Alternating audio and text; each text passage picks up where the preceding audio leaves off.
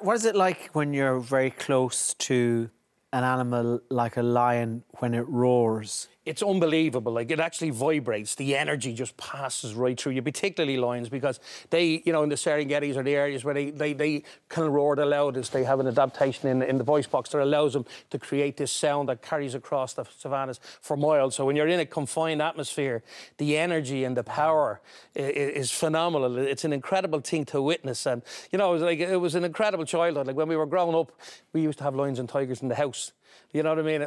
We had chimpanzees, we had gorillas, we had orangutans. I'd be coming home and there'd be 50 kids waiting outside to see what the Creightons had at the house. The postman used to be looking for danger money to come to our house. It wasn't your Jack Russell barking, it was more likely a lion cub would run out. Beware of leopard. Beware a leopard, beware a lion cub. But, you know, that was, you know... So your dad would get to take cubs home for... Yeah, they'd be hand-reared, you know, for various reasons. Like, it's changed, but we can talk about that in a while. But in the older days, you know, the first-time mothers, they mightn't, you know, be able to give birth properly, and cubs would have to be taken home. And we had lions, tigers, jaguars, wolf, orangutans, chimpanzee, gorillas, all in the house.